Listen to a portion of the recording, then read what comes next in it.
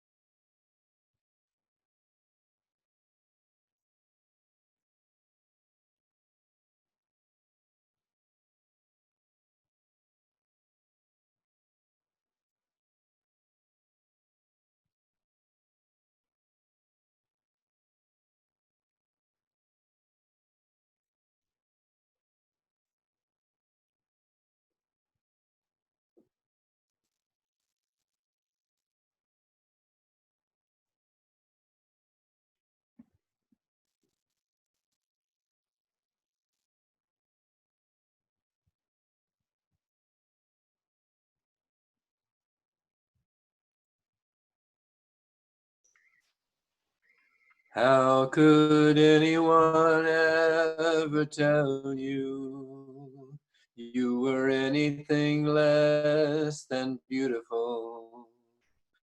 How could anyone ever tell you you were less than whole? How could anyone fail to notice that your loving is a miracle? How deeply you're connected to my soul.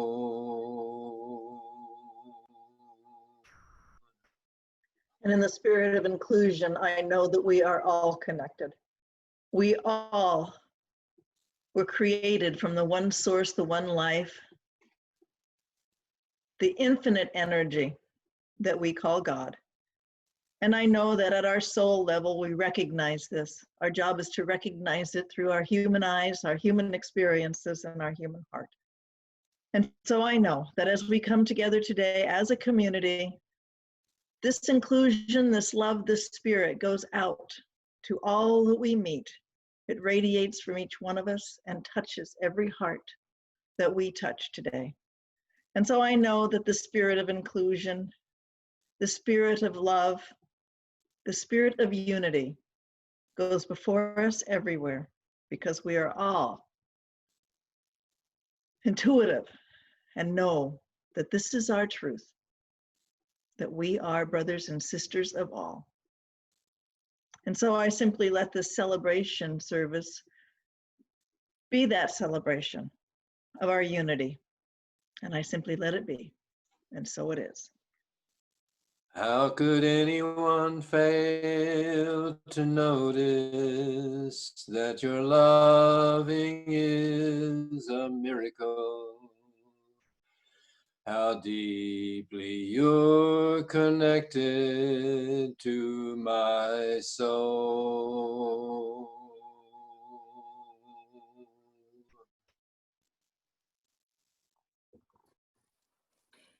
Thank you, Jackson and Susan. Now let me get set up here.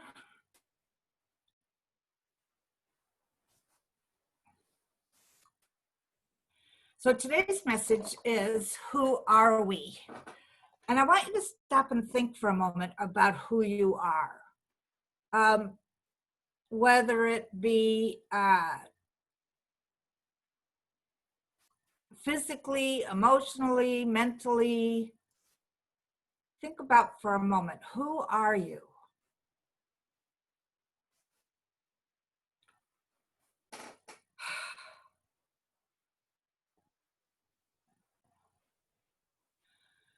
I was listening to somebody, a meditation the other day, and in this meditation, this man said that there are 70 billion cells in our bodies. And he asked us in the meditation to hear all 70 billion cells say, I am healthy, and some other things that I can't remember at the moment. But I was thinking about that. In this body is 70 billion cells. And actually I Googled it, and it's more than that, but I can't remember the number at the moment. But so part of me is 70 billion cells, 70 billion unique, individualized little entities that are all stuck together or collected together to be me, just like yours are to be you. And then there's, who are we? Well, I'm a woman, I'm a minister, I'm a cat lover, I'm a writer, I love roses. There's all of that there, right? And some of you are grandparents and parents and brothers and sisters and, daughters and sons and all of that. And yet there's parts of us that we might not know. There's parts of others that we might not know, and that's fine. But who am I is the existential question.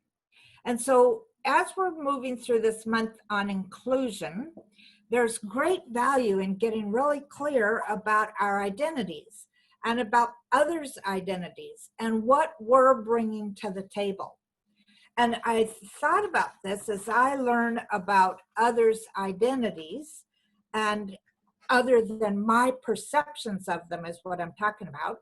But as I learn about their identities or who they believe they are, that's really a gift, and it helps us foster inclusion. So I have this beautiful slide here. I have to move you guys' picture. So many people think that being spiritual means being positive, but being spiritual means being conscious and aware. To become conscious is a much different thing than to become positive. To become conscious and aware, we must become authentic. Authenticity includes both the positive and the negative. So I know that sometimes when I talk to people about the science of mind, they think, oh, you're learning how to be positive. And yes, we are, but we're also learning how to become more aware of all of us, our negative aspects as well as our positive aspects, and to express all of it. And that what we're really learning is becoming authentic beings here. We talk about being spiritual beings having a human experience, and in this human experience is both the positive and the negative. So we have 3 ideas today. The first one is that to remember that we're a multitude. I kind of like that word. Each person contains myriad experiences, myriad identities. And so we transform from the time we're born into the age that we are now. And during that time that we've been transforming, we've had millions of experiences that have taught us who we are, taught who other people are, taught us to how to think about all of our experiences, ourselves and others. And so sometimes we're conditioned to acknowledge parts of our identity more prominently than other aspects of ourselves, either because of the context in which we've been raised, or, oops, how did I do that? I want to go back. I don't know how to go back. Oh, I know what I did. I touched the touchpad by accident. Okay. So sometimes we're conditioned to acknowledge pieces of our identity more prominently than other aspects of ourselves, partially because of how we've been raised, or maybe because of the present context we're living in. Sometimes it's because we've faced a serious threat due to other people's biases in relationship to who we are. We can repress parts of ourselves. We can repress our relationship with our emotions, our history, our cultural identity, our gender identity, our journey with mental health, etc. And so it's really valuable to look at all these things and begin to integrate and celebrate everything that we are. And in this integration and in this looking at who we really are, it's important for us to be gentle with ourselves. I heard on a book I was listening to last night, the starting words of a poem, I think by Dylan Thomas, said, "Go gently through this." And I can't remember what the rest of the sentence was, but I love that idea of going gently. You know, the science of mind is a teaching, learning experience. We're learning about ourselves. We're teaching ourselves new ways to be. We're remembering things that we thought we had forgotten that are good about ourselves, and some not so good about ourselves. But one of the things that I know is that we need to be gentle with ourselves when we discover parts of ourselves that we might not like or that we've been repressing. And we need to be gentle as we're claiming and healing our unique journeys and identities. The truth is, we're a blessing to this world, and yet most of us don't think that. And that's one of the things we want to move into, that idea that who I am is a blessing to the world. I mean, I think Karen Drucker has a song about that. My second idea was that it's really important for us to see ourselves more clearly. And when we see ourselves more clearly and can celebrate who we are, then we can celebrate others more clearly.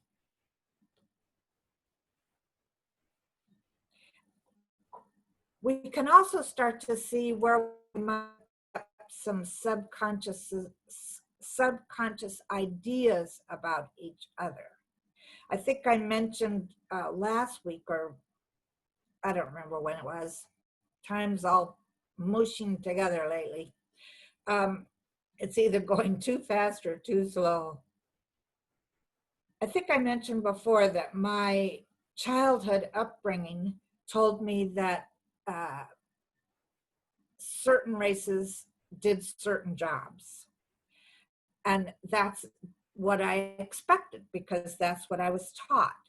And yet, as I got older and I realized, lived through the hippie days in Hollywood, etc., and it was all about love the one you're with and, be more loving, then I realized that that wasn't necessarily so. And yet still, when the whole immigration fiasco started, I started thinking about, who's going to pick the food? The oranges and all the vegetables that are grown in Central California. And then I realized, oh, wow, I've got a bias there, that I believe that it's the Latinos that are the ones that are doing all the picking, not necessarily the farmers. They're working, the farmers nowadays are big corporations, but it's the Latino people that are doing all the picking. And I remember right now, I just remembered when I lived in Hawaii on the Big Island, and they were, somebody was trying to get the permits to put another big hotel on the Kona side, but I think it was in Waimea, or in between Waimea and Kona. You know, one of these huge monster hotels on the ocean there.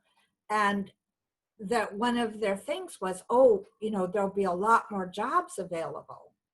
And then as the building got built, we discovered that they were interviewing people that lived on the island, but what they actually did was bring people in from another country to be the cleaning people and the workers for the hotel. And I thought, when that happened, I thought to myself, as I looked at the other hotels I had visited, that there was a certain race of people that were considered hotel workers. So, you know, all of us have little biases like that in some way. We tend to categorize people and experiences, and when we pair that with the systems around us that promote and have historically promoted inequity and cultures of supremacy, we adopt more biases that don't serve us.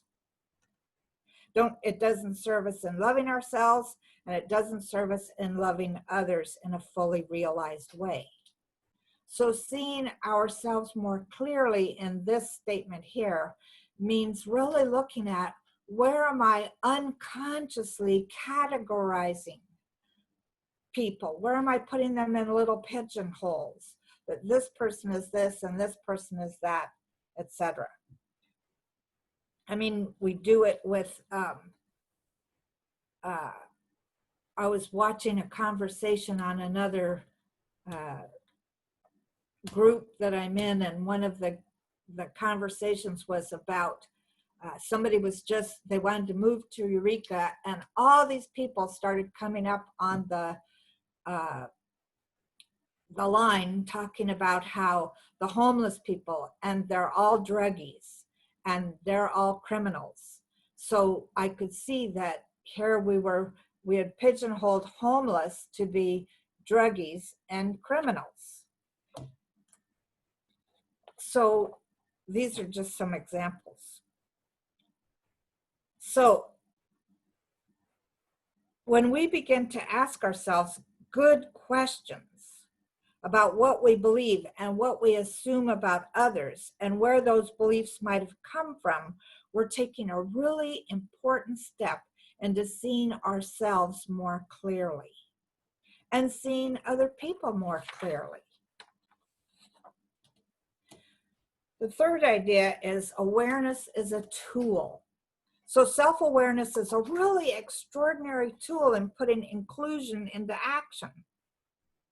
Because when we become more self-aware, there's a much greater opportunity for healing, becoming aware of our subconscious biases so that we begin to understand how they play into our beliefs and our behavior.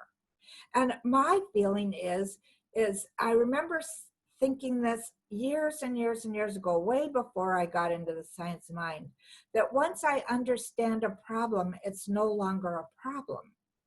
Because once I understand a problem, I realize that there are things that I can do to change it, so it's no longer a problem. And that's why self-awareness is a tool. So whether we're working on ourselves, which is what we're always doing anyway, or we're working for the collective, the greater collective, we have to do this honest inquiry into ourselves. And when we're willing to do this, it's an important step in building our practice of being self-aware and aware of others. And when we're really, really willing to do this, that we're ultimately then loving people for exactly who they are. Not somebody that we perceive them to be, but exactly who they are. And of course, we have to start with ourselves. We have to love ourselves exactly as we are. So this idea of love, this is a statement I found by Thomas Merton. The beginning of love is to let those we love be perfectly themselves and not to twist them to fit our own image. Otherwise, we only love the reflection of ourselves that we find in them.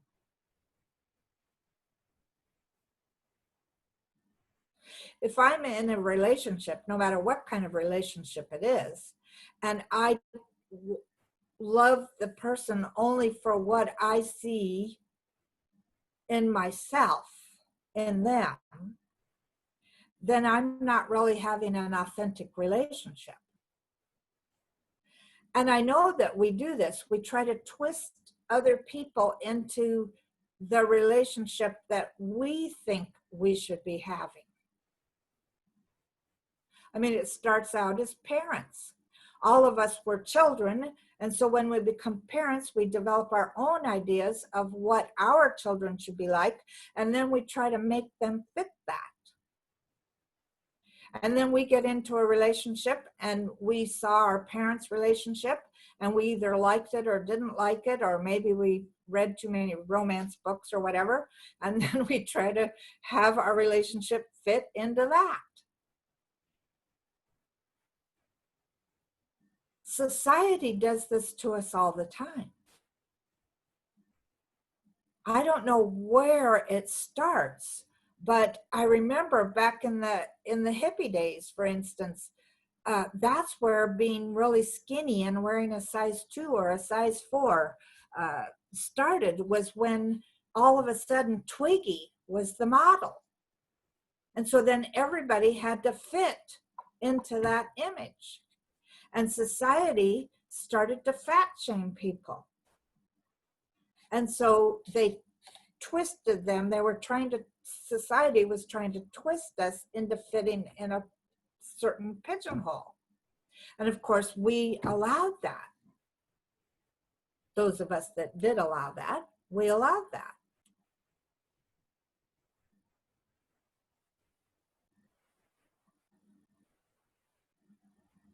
The beginning of love is to let those we love be perfectly themselves. Otherwise, we only love the reflection of ourselves that we find in them.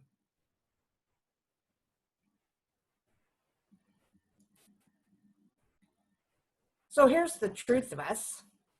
We're emanations of the divine. Each of us is unique and at the same time unified through various experiences, identities, and the mere fact that we're alive. So those 70 trillion or billion or whatever it was that I told you earlier, all those cells in our body, they're all exactly alike, and yet they're unique, and they're helping us to be here. And we're like cells in the bodies of God, in the body of God. Each one of us is God, but we're unique. And we all have different experiences. So when we're clear about who we really are, we can more fully show up and allow others to be fully who they are and show up as the emanations of God that they are. Oops. We can know God more deeply when we really get it, that all there is God and this is who we are. We can really know God more deeply and reveal an experience of inclusion in our lives and in communities, especially when we have good self-awareness and awareness of others. What if we really walked around our world thinking everything is God? And of course, even in that idea, you have to self-examine your belief about God. If you still have any fragments left that God is the judge, or God is the punisher, or God is unavailable, or any of those kind of things, then we have to work with ourselves and remember that God is an energy. not a being, but an energy that is infinitely intelligent and unconditionally loving. This is what the science of mind is really about. Knowing God more deeply, which means knowing God as ourselves more deeply and knowing God as everyone else more deeply.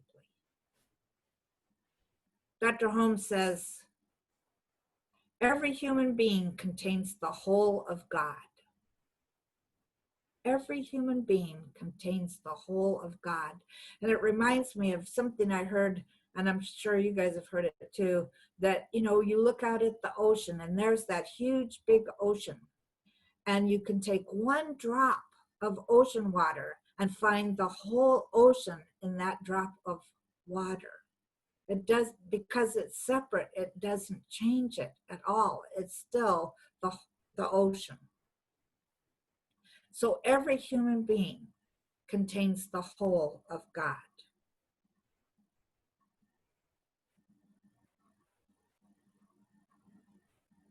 So I think in this whole idea of who are we,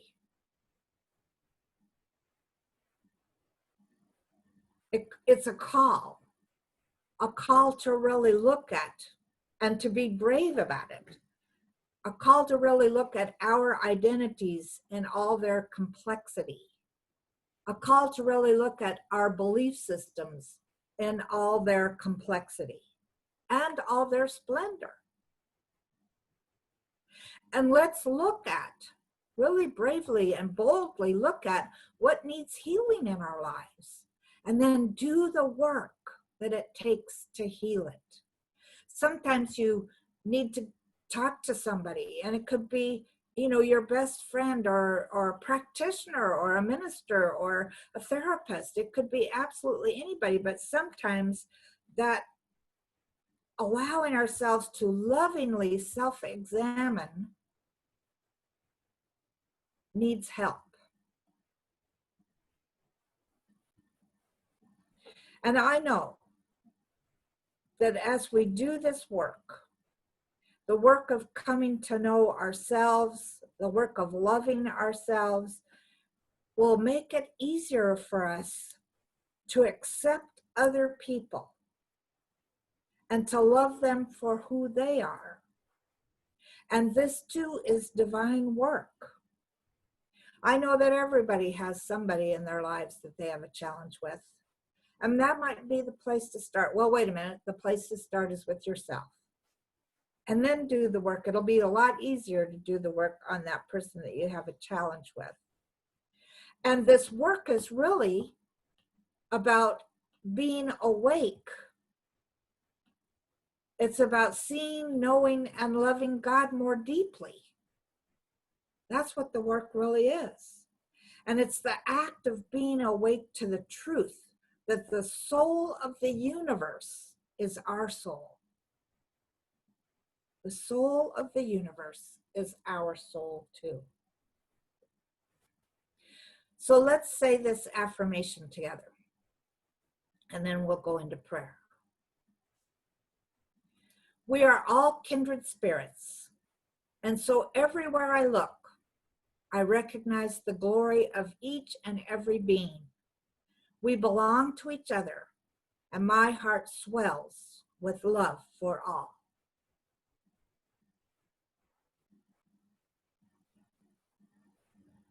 So recognizing that love is the reason that we're here, love is who we are, I know for each one of us that this week we allow ourselves to see where are our unconscious biases and what can we do about them. And I know that as we do our spiritual practices, whether we meditate or do treatment work or both, whether a spiritual practice might be walking or whatever it might be, I know that that practice is potent. That practice helps us become more self-aware. And I know that at a deep level, this self-awareness makes that knowledge of being God in form come to the top of the heap. And so we allow ourselves to focus gently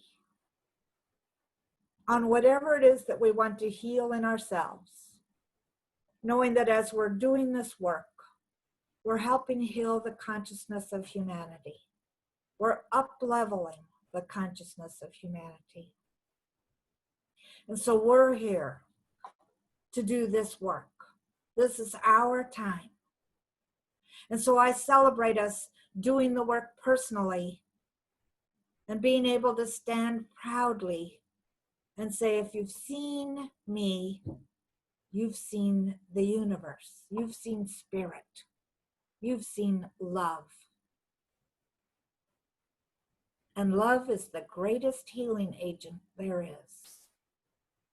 So how grateful I am for all of us, knowing that no work is too hard for us at this moment, knowing that we're all ready to be clear, to be kind, to be loving, to be self-aware and self-assured. And I know that all of life supports us 100%. So gratefully I release these words, knowing that they are already so, and so it is.